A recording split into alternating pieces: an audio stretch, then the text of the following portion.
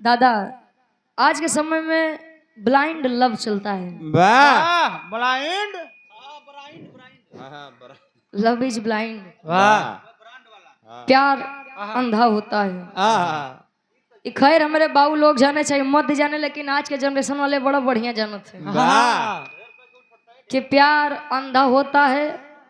2-4-10 दिन बातचीत भा और ओकरे बाद लड़का कहे कि हम तोरे बिना नहीं रह पाऊ, वाह लड़की कहे हम तोरे बिना नहीं रह पाऊ। वाह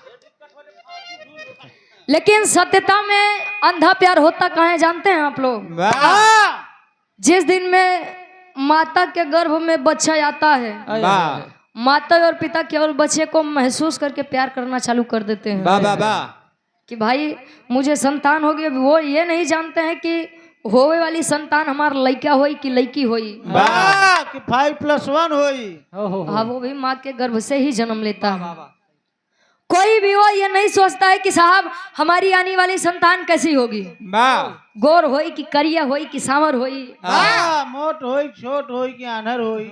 लेकिन माता पिता केवल महसूस करके प्यार करते हैं। वहां पर देखा जाए तो अंधा प्यार होता है। वाह माई बाबू खातिर 10 लड़का मरी है, लेकिन आशिक अपने मासूका बदे, मासूका अपने आशिक बदे 90% जान दे बदे तैयार है।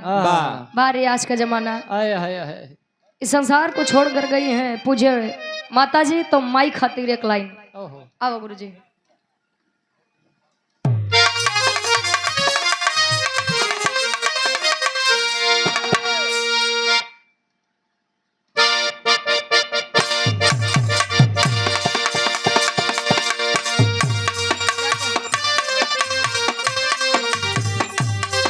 क्या बात है।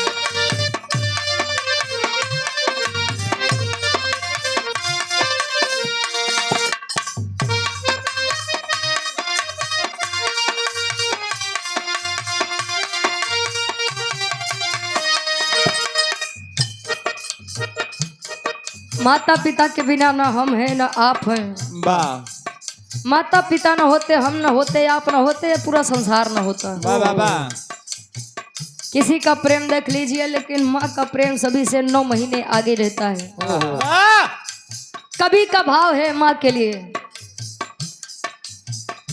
माई बाटे त जग में बहार बा,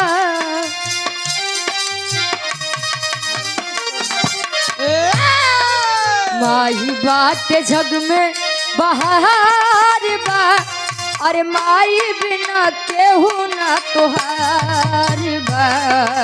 माई बात जग में बहार बा, माई बिना केहू ना तोहार बा। माई बात जग में बहार बा, माई बिना केहू ना तोहार बा। माई बाटे त जग में बहार बा, वाह अब माई बिना केहू ना तोहार बा। माई और मेहरारू में अंतर होते जानत है। का कमाने के लिए आप जाएंगे तो आएंगे तो मेहरारू यह देखी कि पर्स में कौन वाला नोट बा। पियर का बा कि ललका। ओ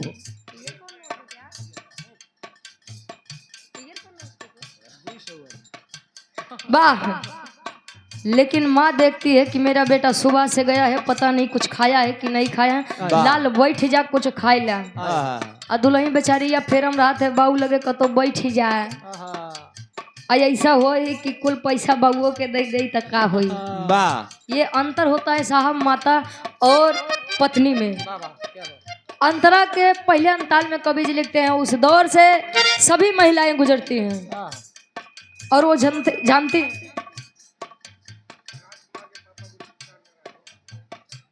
ये पूज्य गार्जियन जी आप राजकुमार, पूज्य बाबूजी क्या पूज्य बाबूजी आदरणीय गार्जियन जी गुरु नारायण पूज्य बाबूजी के द्वारा 100 रुपये आशीर्वाद के चारे कि हम बच्चे अपनी कला में कामयाब रहे।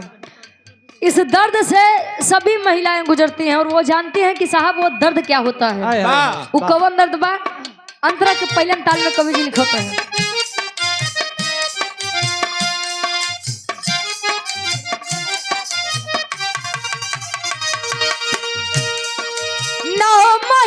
रखली तुह के पेट में अका तू देला अपने माँ के भेंट में 9 महीना रखली तुह के पेट में भेंट में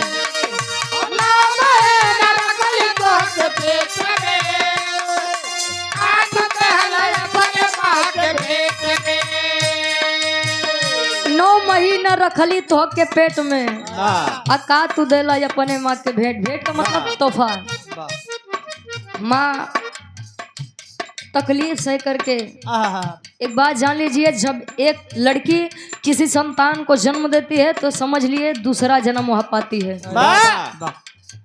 दूसरा जन्म पाने के बाद भी वह एक बार ये नहीं सोचती है कि मुझे तकलीफ कितनी हुई, नहीं साहब, वह यह सोचती है कि मेरी संतान कैसी है, मुझे एक बार दिखा दीजिए। यह माँ की ममता होती है। कहे अक्षरा में ममता दुलार बा,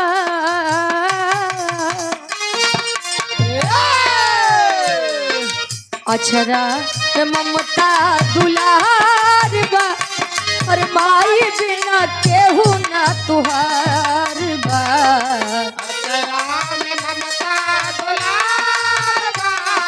माई बिना केहू ना तुहार बा।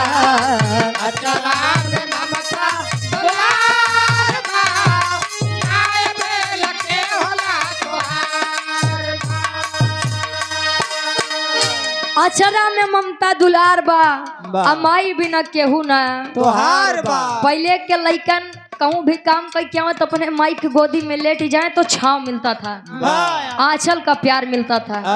आज के समय में तो देखा था आंचल वाला प्यारे कुल गायब होता है, जींस टॉप खा जाता। वाह जिया शेर सब जाना था तो जाना ना रहा। संसार में लेकर आती है माँ। अच्छा मेरी तरफ से एक सलाह आप लोगों को दे दूं कि आप लोग केहू के मैयत में जाया चाहे मत जाया, लेकिन वो बेईमानन के मैयत में जरूर जाया। यहाँ से जाया कि देखा जिंदगी भर जो बेईमानी करके वो कमा रहा है, जिंदगी भर बेईमानी करके जो बचा के रख रहा है, देखिए मरने के बाद अपने साथ लेके जाता है कि यहीं छोड़ के जाता है। तो काहे बड़े अमो माया में पड़ा है गुरु जी, जे दिन आ बढ़िया कमा खा नहीं चला जाएगा। अंतरा के दूसरे अंताल में कवि जी भाव लिखते हैं कैसे,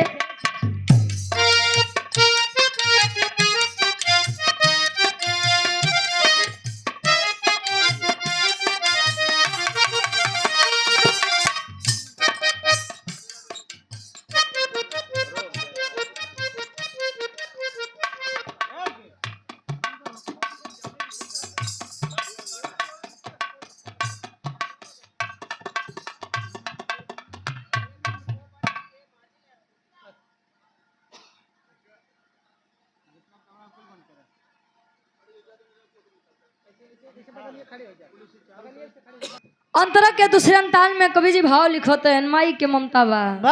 कौन ममता बा?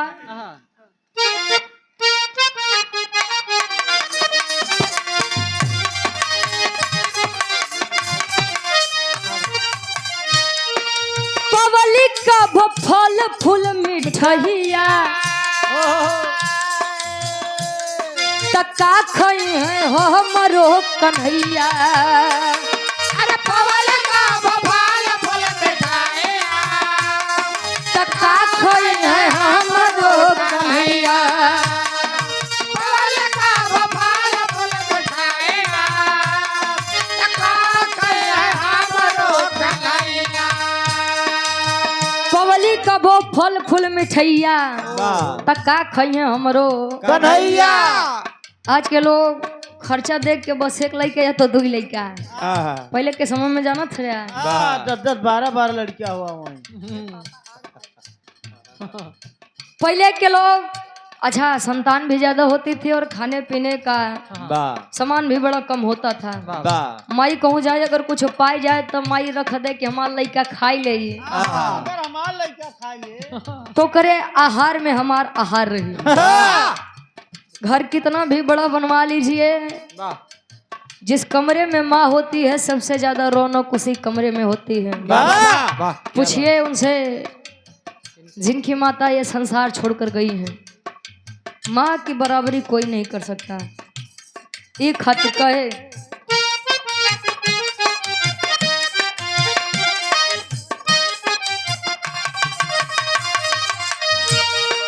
पवली का वो फल फूल मिठैया,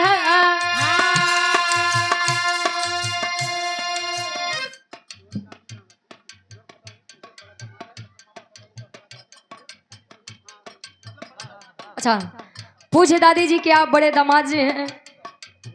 गुरु प्रसाद यादव जी सराय से हमारे पूछे गार्जियन जी सम्मानित ये 200 रुपए देकर सम्मान की आशीर्वाद के चाह रही है कि हम बच्चे अपनी कला में कामयाब रहे। वाह एक स्वर में सबके नमस्ते प्रणाम स्वीकार हो। कहे पवली का वो फल फूल मिठैया, टका खई हो हमारो कन्हैया।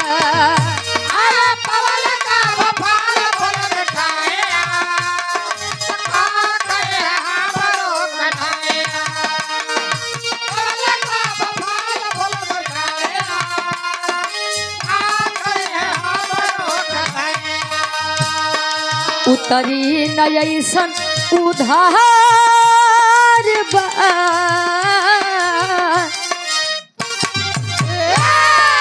उतरी नयसन उधार बा, फरमाई बिना केहू ना तोहार बा।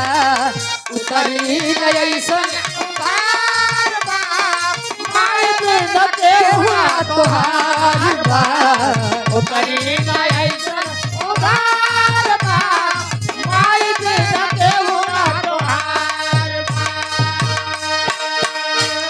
उतरी न ऐसन उधार बा, माई बिना केहू ना तोहार बा। आज के लोगन के बड़ा अजीब सिस्टम हो जात बा दाई। पहले आज के समय में नवरात्रि जब आती है तो लोग पत्थर की मूर्ति लेकर आते हैं, मूर्ति लेकर आते हैं तो उनके सामने उस माँ के सामने 56 प्रकार के व्यंजन रखते हैं। बढ़िया चला ठीक बा, पंडाल में चलो थई 1 दर्जन केला लाई ले, 1 किलो सेब ले ली भाई, लाई की अगरबत्ती तुम्हें माता चपीता तुम्हें बंधु चसखा तुम्हें दिमाग तहार बा कि अबे नया बढ़िया ब्रांडेड रेड चीप के जूता खरीदे कतो हेराए न जाए। तो ये भक्ति किस काम की साहब? आप ही मूर्ति से कह रहे हैं कि आप ही मेरी माँ हैं, आप ही मेरे पिता हैं, आप ही मेरे भाई हैं और आप ही मेरे दोस्त हैं, आप ही मेरे सब कुछ हैं। अब माई बाबू तहार घरे तरसत हैं कि बेटवा हमारे आ जाता तब बिटिया हमारी आ जाए तो 1 टाइम के रोटी मिल जाते। तो माई जान जाएंगे कि सारे मतलब से आया तू। असली माता पिता अगर असली भगवान हमारे खुश हैं तो ईश्वर भी प्रसन्न रहता है। नहीं तो माई का लई क्या बता और जो जन्मदायिनी माँ तो है जन्म दिए बा उनका वृद्धाश्रम में ठेलता है। चला देखा तू मत कर। अच्छा ई बड़े बिहाव नहीं करते बा, अगर कहूँ गदहा गदही मिले तो इनका शादी करवा दे जया। कसम खाए आए भदोही से चल के आए यहाँ बेचारू ढोलक बजावत है सुल्तानपुर में। अब इतना दूरियम कहूँ न कहूँ तार जुगाड़ हमला भाई दे, परेशान मत हुआ।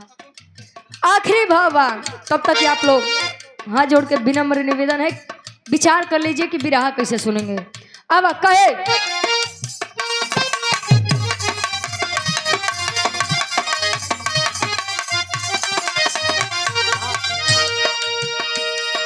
भेवला बिछवन तब उठवले,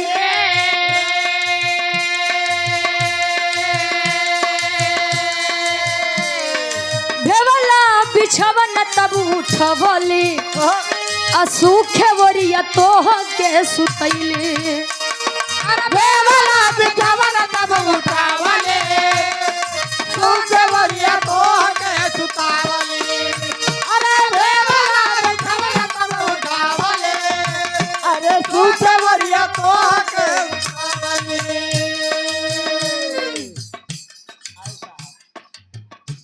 भेवला बिछवना तब उठवली। जिस समय लड़की देख के आप लोग तब यह अवस्था में आया है। हम लोगों ने तो केवल सुना है कि जमाना पहले ये था अब ये हो गया है, आप लोग तो साक्षात प्रमाण है। आप लोग जानते हैं कि पहले जमाना क्या था और आज जमाना क्या है? लड़का जब बिस्तर गीला कह दे तब मातारी बाहरे माई के प्रेम। बाबा बा ठंडी के महीना में उठाई के लड़का के सूखे वरी सुताई के हाँ हाँ आई अपन वो गीला जगह लेटत रही। बाबा बा मेरे बच्चे को कोई तकलीफ ना हो। आहा। बच्चों के अंदर प्राण बसते हैं। अब वही लड़का जब बड़ा होई तो तू का करे हमरे खातिर। वाह अब जन्म दी है तो तना तो करबे करबा। आहा। क्या कहिस तुम्हें करे बदे? मैंने सुना है इस बातों को, इसीलिए हाथ जोड़ के निवेदन है, कदर कर लीजिए माता पिता की, वरना जो कदर आप अपनी माँ की करेंगे, पिता के करेंगे, वही आपकी संतान हाँ, करे। 2 गुना ज्यादा आपके साथ करेगी। वाह कहे आखिरी भाव,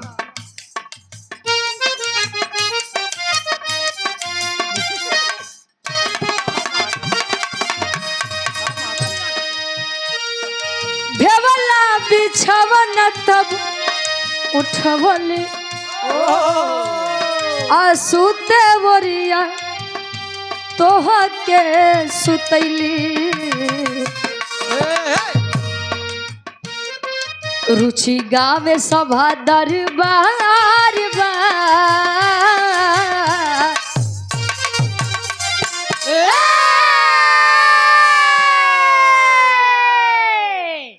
तरुचि गावे सभा दरबार बा,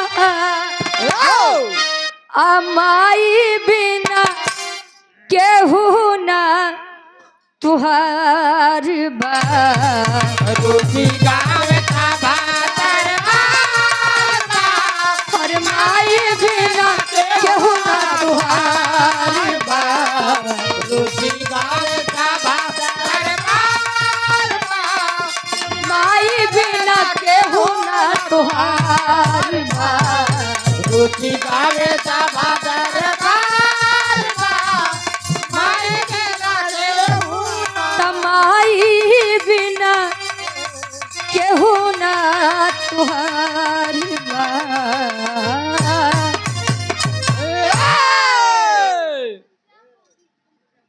और हृदय के गार्जियन माने